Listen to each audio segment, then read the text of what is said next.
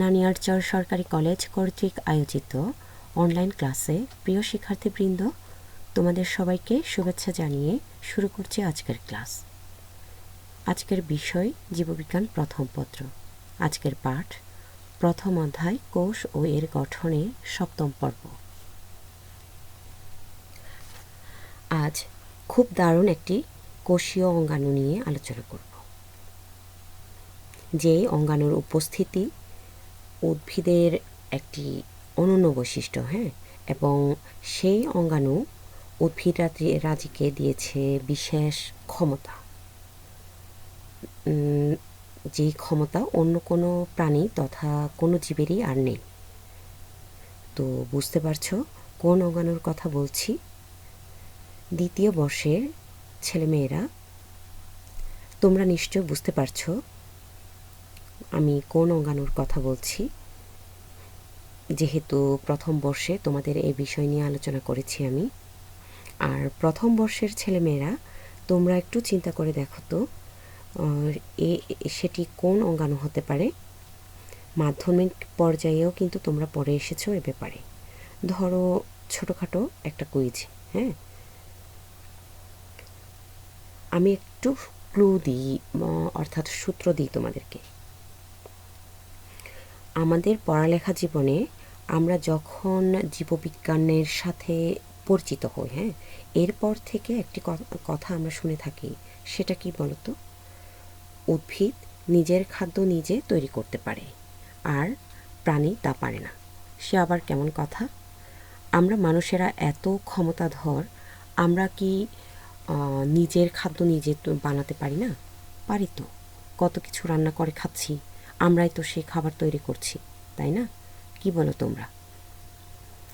এবার একটু ভাবো, মানুষের এই খাবার তৈরি করা আর উদ্ভিদের নিজের খাবার নিজে তৈরি করা কি এক? না, এক না। পার্থক্য কোথায়? উদ্ভিদ নিজের খাদ্য নিজের শরীরের ভিতরেই তৈরি করতে পারে, যেটা অন্য কোনো প্রাণী তথা জীব পারে না। এতক্ষণে নিশ্চয়ই বুঝতে পারছো আজ কোন অঙ্গাণু নিয়ে আমরা আলোচনা করতে যাচ্ছি। প্লাস্টিড, আরও নির্দিষ্টভাবে বললে ক্লোরোপ্লাস্ট। এই ক্লোরোপ্লাস্টের উপস্থিতির কারণেই উদ্ভিদ অনন্য ক্ষমতা অর্জন করেছে। কোন অনন্য ক্ষমতা? সেটা নিজের খাদ্য নিজে তৈরি করতে পারে, যেটা অন্য কোনো প্রাণী তথা কোনো জীবই আর পারে না। চলো তাহলে আমরা এবার আলোচনায় চলে যাই।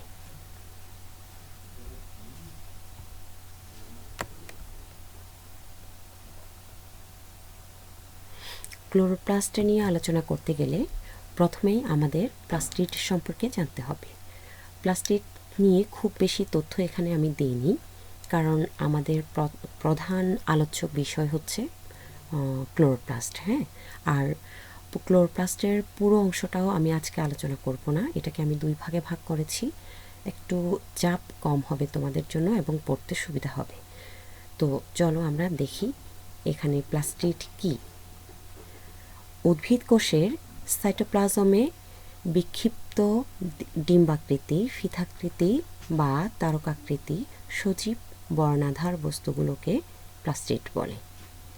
এই যে এখানে আমি দুটি চিত্র দিয়েছি, এটা হচ্ছে ক্লোরোপ্লাস্টের চিত্র একটা, যেটা সেকশন করা হয়েছে এবং ভিতরের অংশগুলো দেখানো হয়েছে।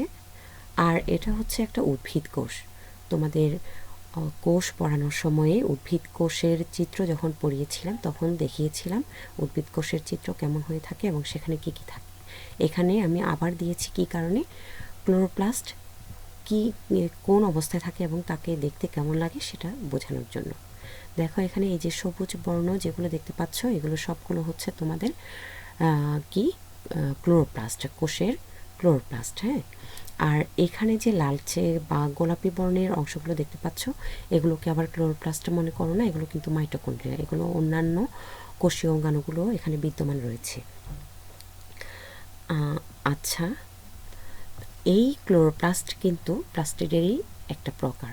বিভিন্ন ধরনের প্লাস্টিড রয়েছে, তার মধ্যে ক্লোরোপ্লাস্ট এক ধরনের প্লাস্টিড, ঠিক আছে? তাহলে আমরা একটু নিচে যাই। এই যে এখানে দেখো 1883 সালে শিম্পার সর্বপ্রথম উদ্ভিদ কোষে সবুজ বর্ণের প্লাস্টিড লক্ষ্য করেন এবং এর নামকরণ করেন ক্লোরোপ্লাস্ট। পরবর্তীতে অন্যান্য প্লাস্টিড আবিষ্কৃত হয়েছে। তাহলে প্রথমে 1883 সালে প্রথম ক্লোরোপ্লাস্ট আবিষ্কৃত হয়েছে। তারও আগে কিন্তু ক্লোরোপ্লাস্ট পর্যবেক্ষণ করা হয়েছে, কিন্তু একদম ফর্মালি যাই হোক সর্বজন স্বীকৃতভাবে শিম্পার 1883 সালে সবুজ বর্ণের প্লাস্টিড পর্যবেক্ষণ করেন এবং বর্ণনা দেন এবং এর নামকরণ করেন ক্লোরোপ্লাস্ট। হ্যাঁ, তো এই ক্লোরোপ্লাস্ট আবিষ্কারের পরপরই আবার অন্যান্য যে প্লাস্টিড আছে, ক্রোমোপ্লাস্ট, লিউকোপ্লাস্ট, সেগুলো আবিষ্কৃত হয়। এখন এখানে আমি একটু লালচে কালার দিয়ে একটা লাইন লিখেছি, দেখো। ছত্রাক, ব্যাকটেরিয়া, নীলাভ সবুজ শৈবাল এবং প্রাণীকোষে প্লাস্টিড নেই। হ্যাঁ, তাহলে এই তথ্যটি ভালোভাবে মনে রাখবে। অনেক সময় ব্যতিক্রম তথ্যগুলো দিয়ে বহু নির্বাচনী প্রশ্ন চলে আসে। তবে এক্ষেত্রে নীলাভ সবুজ শৈবাল কিন্তু তার মধ্যে যে প্লাজমা মেমব্রেনটি রয়েছে, সেই প্লাজমা মেমব্রেনটি ভিতরের দিকে প্রবেশ করে কি তৈরি করে, থাইলাকয়েডের সৃষ্টি করে। হ্যাঁ, ওই থাইলাকয়েডের মধ্যে আবার কিন্তু ক্লোরোফিল ধারণ করে থাকে কে, নীলাভ সবুজ শৈবাল। তখন কিন্তু সে সালোক সংশ্লেষণ করতে পারে এবং নিজের খাদ্য নিজে তৈরি করতে পারে। তো আমরা একটু দেখি সেটা কেমন।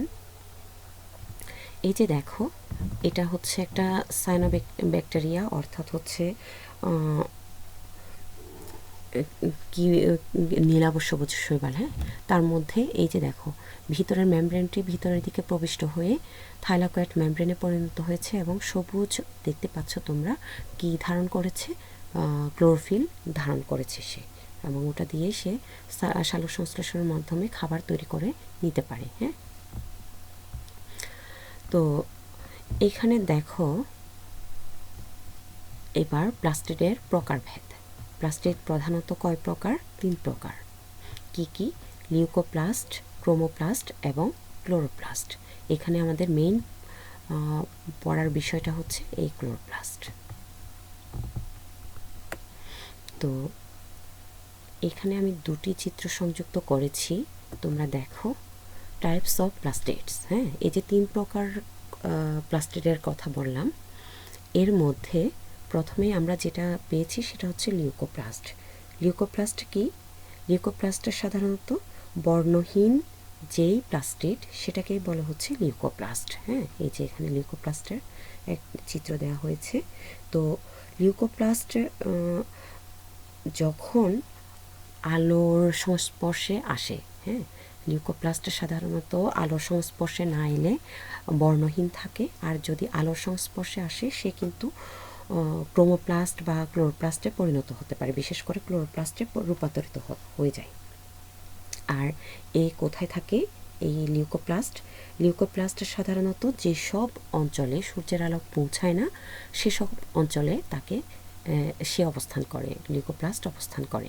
কোথায় সূর্যের আলো পৌঁছায় না বলো তো? হ্যাঁ, মূলে মাটির নিচে যে উদ্ভিদের যে অংশটা থাকে সেখানে কি পৌঁছায় না, সূর্যের আলো পৌঁছায় না, ওখানেই লিউকোপ্লাস্টটা থাকে। হ্যাঁ, আর এই লিউকোপ্লাস্ট বেশ কয়েক প্রকার হতে পারে, বিশেষ করে সঞ্চিত খাদ্যের প্রকৃতির উপর নির্ভর করে লিউকোপ্লাস্টকে বেশ কয়েকভাবে ভাগ করা যায়, 3 ভাগে ভাগ করা যায়। বিশেষ করে কি কি সেগুলো? এই যে অ্যামাইলোপ্লাস্ট, ইলায়োপ্লাস্ট আর হচ্ছে প্রোটিনোপ্লাস্ট। হ্যাঁ, তো এখানে অ্যামাইলোপ্লাস্ট কি? স্টার্চ বা শ্বেতসার জাতীয় খাদ্য সঞ্চয় করে রাখে যে লিউকোপ্লাস্ট, সেটাকে বলা হচ্ছে অ্যামাইলোপ্লাস্ট। হ্যাঁ, অর্থাৎ হচ্ছে শর্করা সঞ্চয় করে রাখে, সেটাই হচ্ছে অ্যামাইলোপ্লাস্ট। মনে থাকবে, অ্যামাইলোপ্লাস্ট শর্করা জাতীয় খাবার, অর্থাৎ স্টার্চ বা বাংলায় শ্বেতসার। হ্যাঁ, এগুলো কি করে রাখে? সঞ্চয় করে রাখে। এরপর ইলায়োপ্লাস্ট তেল বা চর্বি জাতীয় খাদ্য সঞ্চয় করে রাখে। কি কি সঞ্চয় করে রাখে? তেল বা চর্বি জাতীয় খাদ্য সঞ্চয় করে রাখে কে? ইলায়োপ্লাস্ট। মনে থাকবে। আর প্রোটিনোপ্লাস্ট বুঝতে পারছো, একে আরেকটা নামে বলা হয় অ্যালিউরোপ্লাস্ট। প্রোটিনোপ্লাস্ট বললে তো বোঝাই যাচ্ছে যে সে প্রোটিন সঞ্চয় করে রাখে, কিন্তু অ্যালিউরোপ্লাস্ট বললে তখন আবার বোঝা যায় না। কাজেই খেয়ালে রাখবে, একে অ্যালিউরোপ্লাস্টও বলা হয়, যে প্রোটিন সঞ্চয়কারী লিউকোপ্লাস্ট। ঠিক আছে। আর এখানে ইটিওপ্লাস্ট যেটা আছে, এটাও কিন্তু এক ধরনের লিউকোপ্লাস্টই। সাধারণত সে আলোতে এক্সপোজ হয় না, যেখানে আলো পৌঁছায় না সেসব অঞ্চলে তাকে পাওয়া যায়। হ্যাঁ, আর তার পিগমেন্টের অভাব থাকে। তো লিউকোপ্লাস্টের সব বৈশিষ্ট্যই সে বহন করে, এক ধরনের লিউকোপ্লাস্টই। তারপর এরপরে আসো ক্রোমোপ্লাস্ট। লিউকোপ্লাস্ট আমাদের আর লিউকোপ্লাস্টের কাজ কি সে বুঝতেই পারছো, যেহেতু প্রোটিন স্টার্চ সঞ্চয় করে রাখে, তার মানে কি খাদ্য সঞ্চয় করে রাখাটা হচ্ছে তার প্রধান কাজ। হ্যাঁ, আর শর্করা থেকে শ্বেতসার জাতীয় খাদ্য তৈরি করে থাকে সে, লিউকোপ্লাস্টের কাজ। এবার আসো ক্রোমোপ্লাস্ট। সাধারণত সবুজ এবং বর্ণহীন অংশ বাদ দিয়ে যত প্রকারের রঙিন অংশ দেখা যায় উদ্ভিদে, সেই রঙিন অংশের জন্য দায়ী হচ্ছে কে? ক্রোমোপ্লাস্ট। অর্থাৎ সবুজ বাদে অন্যান্য রঙিন প্লাস্টিডকে কি বলা হয়? ক্রোমোপ্লাস্ট। তারপর এই ক্রোমোপ্লাস্ট সাধারণত ক্যারোটিন, জ্যান্থোফিল, অ্যান্থোসায়ানিন, বিটাসায়ানিন এইসব রঞ্জকের উপস্থিতির কারণে এইসব বিভিন্ন ধরনের রং ধারণ করে থাকে উদ্ভিদ। হ্যাঁ, তারপর এইখানে ক্রোমোপ্লাস্টের বিশেষ করে রঙিন বলতে কি বোঝানো হচ্ছে, যে আমরা দেখি যে পাতা, ফুল, বিশেষ করে ফুল, কখনো কখনো পাতা, তারপর বীজ, ফল বিভিন্ন রঙের হয়ে থাকে। হ্যাঁ, এইগুলো সবগুলো হচ্ছে কার জন্য? কে দায়ী? ক্রোমোপ্লাস্ট দায়ী। তারপর এই ক্রোমোপ্লাস্টের কাজটা কি বুঝতেই পারছো, যেহেতু রঙিন সে অবশ্যই আকর্ষণ করবে কাকে? কীট পতঙ্গকে। হ্যাঁ, কীট পতঙ্গ আকৃষ্ট হয়ে কি করে? এক ফুল থেকে আরেক ফুলে বা এক ফল থেকে আরেক ফলে, ফুল থেকে ফুলে ঘুরে বেড়ানোর সময় ফুলের পরাগরেণু এক ফুল থেকে অন্য ফুলে নিয়ে যায় তারা। তো তখন পরাগায়ন সংঘটিত হয়। পরাগায়ন সংঘটিত হওয়ার ফলে তাদের প্রজনন সম্পন্ন হয়। হ্যাঁ, তো এই রঙের কারণে ফল এবং বীজের বিস্তারেও তা এদের কি বিশেষ ভূমিকা আছে? কার? ক্রোমোপ্লাস্টের। আর তোমরা তো জানো, রঙিন আমরা সবজি হিসেবে যেসব উদ্ভিদ খাই, সেগুলো রঙিন শাকসবজিগুলোর খাদ্যমূল্য কি বলবো, অন্যরকম খাদ্যমূল্য আছে। হ্যাঁ, তারপর এইবার আসো ক্লোরোপ্লাস্ট। ক্লোরোপ্লাস্ট সবুজ বর্ণের যে প্লাস্টিড সেটাকে বলা হচ্ছে ক্লোরোপ্লাস্ট। হ্যাঁ, chlorophyll A, chlorophyll B, carotene ও জ্যান্থোফিল রয়েছে এই ক্লোরোপ্লাস্টের মধ্যে। এছাড়াও আরও অন্যান্য বর্ণকণিকাও কিছু কিছু থাকে, তবে সবচেয়ে বেশি ক্লোরোফিল এ ও ক্লোরোফিল বি থাকার কারণে এরা সবুজ বর্ণ ধারণ করে এবং অন্যান্য বর্ণগুলো প্রকাশ পেতে পারে না। তো সেজন্যই ক্লোরোপ্লাস্টের ক্লোরোফিল যেই অংশগুলোতে, উদ্ভিদের যে অংশগুলোতে বেশি থাকে সেই অংশগুলো সবুজ হয়, বিশেষ করে পাতা। হ্যাঁ, তার মানে যেখানে সবুজে দেখবে সেখানে মনে করবে কি ওখানে ক্লোরোপ্লাস্টের আধিক্য রয়েছে, অর্থাৎ ক্লোরোফিল পরিমাণ বেশি রয়েছে। হ্যাঁ, এখানে আমি পাশে একটি চিত্র দিয়েছি, দেখো এখানে আরেকটু পরিষ্কারভাবে বোঝানোর জন্য। এই যে এখানে দেখো একদম অগ্রপ্রান্তে, হ্যাঁ, শুট এপিক্যাল মেরিস্টেম যে টিস্যুগুলো আছে, অগ্রভাগের যে বৃদ্ধির যে টিস্যুগুলো, সেই টিস্যুগুলোতে সাধারণত প্রোপ্লাস্টিড থাকে। প্রোপ্লাস্টিড কি জিনিস? প্রোপ্লাস্টিড হচ্ছে বাংলা আদি প্লাস্টিড, যেখানে উচ্চ শ্রেণীর উদ্ভিদের ক্ষেত্রে এই প্রোপ্লাস্টিড থেকেই ক্লোরোপ্লাস্ট উৎপন্ন হয়। কখন? এই যে শুট এপিক্যাল মেরিস্টেম যে টিস্যু, এখান থেকে যখন সূর্যালোকের উপস্থিতিতে ক্লোরোফিল সৃষ্টি হয়, সেই ক্লোরোফিল সৃষ্টির সাথে সাথে কিন্তু এই আদি প্লাস্টিড বা প্রোপ্লাস্টিড কিসে পরিণত হয়? ক্লোরোপ্লাস্টে পরিণত হয়। হ্যাঁ, তারপর এখানে দেখো এই যে ফুল এবং ফল দেখা যাচ্ছে, তো সেখানে লাল লাল এবং হলুদ বর্ণ দেখা যাচ্ছে, এগুলো হচ্ছে ক্রোমোপ্লাস্টের উপস্থিতির কারণে। হ্যাঁ, আর এখানে ক্লোরোপ্লাস্ট দেখো পাতার মধ্যে, পাতা সবুজ সবুজ অংশ যেখানেই থাকবে সেখানে ক্লোরোপ্লাস্টের উপস্থিতি। এবং এখানে যে বয়োজ্যেষ্ঠ পাতাগুলো যখন ঝরে যায়, ঝরে যাওয়ার আগে তারা বর্ণ ধারণ করে, সেটাও কিন্তু এক প্রকার ক্রোমোপ্লাস্টের কারণেই। তবে এখানে অন্য একটা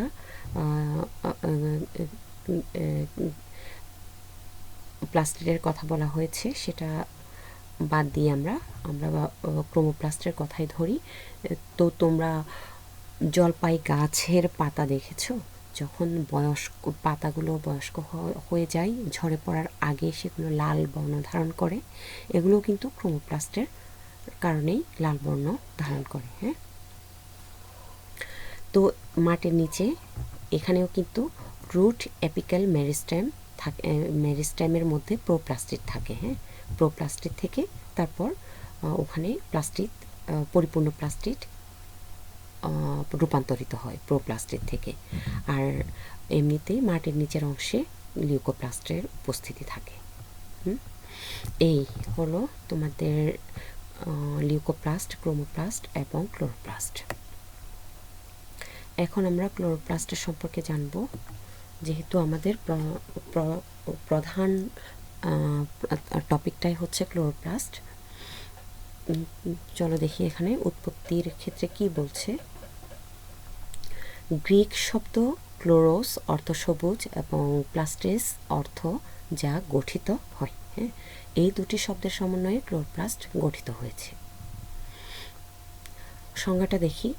উদ্ভিদ দেহে বিদ্যমান দ্বিস্তরী পর্দা দ্বারা আবৃত সবুজ বর্ণ প্রদানকারী ও সালোক সংশ্লেষণ প্রক্রিয়ায় খাদ্য উৎপাদনে অংশগ্রহণকারী কোষীয় অঙ্গাণুকে ক্লোরোপ্লাস্ট বলে। তোমরা অন্যভাবেও লিখতে পারো, আমি এভাবে দিয়েছি, এটাও পড়ে নিতে পারো। এখানে আমরা ক্লোরোপ্লাস্টটা একটুখানি দেখি।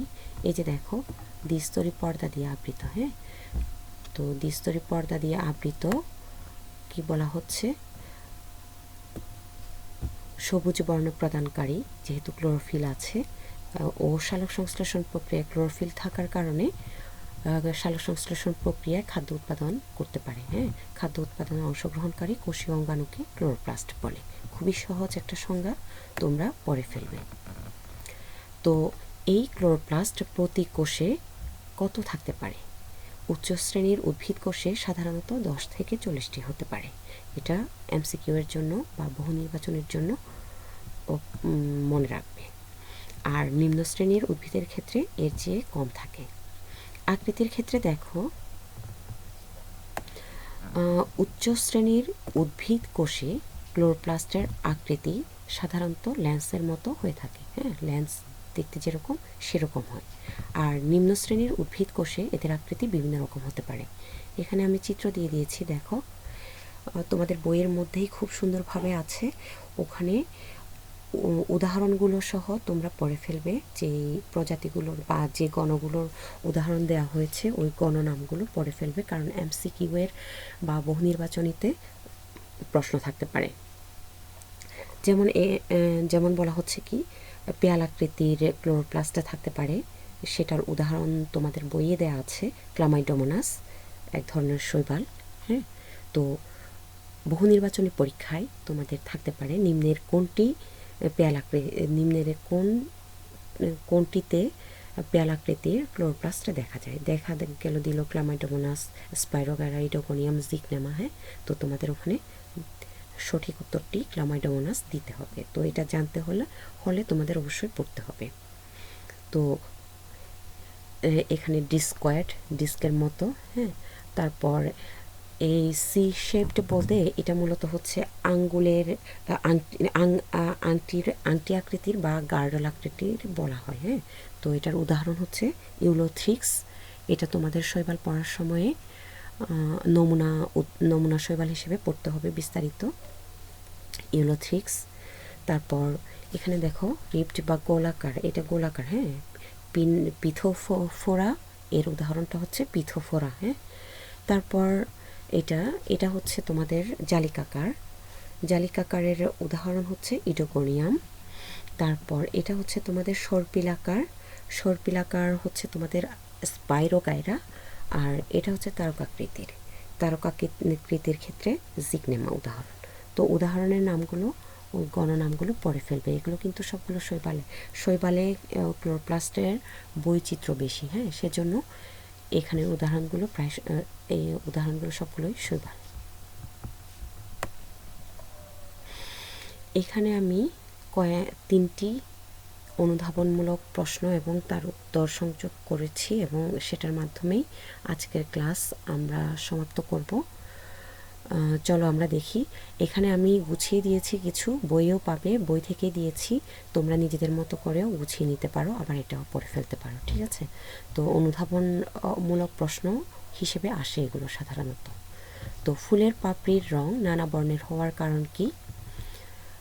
ক্রোমোপ্লাস্টের উপস্থিতির কারণে ফুলের পাপড়ি, রঙিন ফল ও বীজ, গাজরের মূল ইত্যাদি বিভিন্ন রঙের হয়ে থাকে। ফুলের পাপড়ির বৈচিত্র্যপূর্ণ রং প্রধানত ক্যারোটিন, ক্যারোটিনের মধ্যে কি থাকে? কমলা লাল বর্ণ, হ্যাঁ। আর জ্যান্থোফিল, সেটা হলুদ বর্ণ, হলুদ বর্ণের জন্য দায়ী। অ্যান্থোসায়ানিন, বিটাসায়ানিন জাতীয় রঞ্জকের উপর নির্ভরশীল। তারপর সাধারণত এগুলো ছাড়াও এই কোষ রসের, যে কোষের মধ্যে যে কোষ রস আছে, তো সেই কোষ রসের পিএইচের তারতম্যের উপর ফুলের রঙের তারতম্য ঘটতে দেখা যায়, হ্যাঁ। কোষ রসের পিএইচ ক্ষারীয় প্রকৃতির হলে ফুলের রং নীল হয়, অ্যাসিড প্রকৃতির হলে লাল রং হয়, আর যখন পিএইচ নিউট্রাল হয় তখন বেগুনি বা লালচে নীল বর্ণের হয়ে থাকে। এইগুলো ফুলের পাপড়ির রং নানা বর্ণের হওয়ার কারণ কি এর উত্তর। এরপর ক্লোরোপ্লাস্টকে কোষের রান্নাঘর বলা হয় কেন? হ্যাঁ, অনুধাবনমূলক প্রশ্ন পড়ে ফেলবে তোমরা। সবুজ বর্ণের প্লাস্টিডকে বলা হয় ক্লোরোপ্লাস্ট। এতে chlorophyll A, chlorophyll B, carotene, xanthophyll রঞ্জক রয়েছে। কোষস্থ ক্লোরোফিল আলোক শক্তিকে রাসায়নিক শক্তিতে রূপান্তরিত করে এবং ওই রাসায়নিক শক্তিকে কাজে লাগিয়ে কার্বন ডাইঅক্সাইড বিজারণের মাধ্যমে শর্করা জাতীয় খাদ্য তৈরি করে। অর্থাৎ সোজাভাবে বলতে গেলে ক্লোরোপ্লাস্ট সালোকসংশ্লেষণ প্রক্রিয়ায় খাদ্য সংশ্লেষে সাহায্য করে বলে একে কোষের রান্নাঘর বলা হয়। কারণ ক্লোরোপ্লাস্টের মধ্যেই খাদ্যটা তৈরি হচ্ছে, হ্যাঁ, সেজন্য এটাকে বলা হচ্ছে কি কোষের রান্নাঘর। তারপর শেষের প্রশ্নটা দেখি। ক্লোরোপ্লাস্টকে সবুজ বর্ণকণিকার আধার বলা হয় কেন? সবুজ বর্ণের প্লাস্টিডকে বলা হয় ক্লোরোপ্লাস্ট।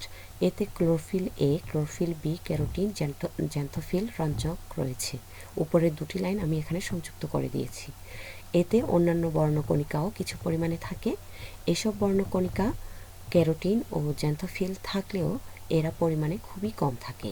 কিন্তু ক্লোরোপ্লাস্ট ক্লোরোফিল নামক সবুজ বর্ণকণিকা অধিক মাত্রায় ধারণ করে থাকে, ফলে এটি দেখতে সবুজ হয়ে থাকে। এই কারণেই ক্লোরোপ্লাস্টকে সবুজ বর্ণকণিকার আধার বলা হয়। দেখো প্রশ্ন এবং প্রশ্নের উত্তরগুলো কিন্তু খুব বেশি কঠিন না, তোমরা একটু বুঝে নিলেই এবং কিওয়ার্ডগুলো যদি মনে রাখো নিজেদের মতো করেই তৈরি করে নিতে পারবে, ঠিক আছে। বই দেখে তোমরা নিজেরাও তৈরি করে নিতে পারো, আর এগুলো নতুবা এগুলোও পড়তে পারো। তো এটা হচ্ছে কোষের মধ্যে ক্লোরোপ্লাস্টের চিত্র। দেখো এগুলো কিন্তু অনেকগুলো কোষের মধ্যে ক্লোরোপ্লাস্টগুলো কিভাবে অবস্থান করে, দেখতে কেমন লাগে, আণুবীক্ষণিক চিত্র এটি, হ্যাঁ। তো আজকের পড়া হচ্ছে এতটুকুই। চাপ মুক্ত সহজ পড়া আজকের মধ্যেই পড়ে ফেলবে। এই ক্লোরোপ্লাস্টের বাকি অংশটা সামনের ক্লাসে আলোচনা করব। তোমরা ভালো থাকো, সাবধানে থাকো। সামনের ক্লাসে আবার কথা হবে।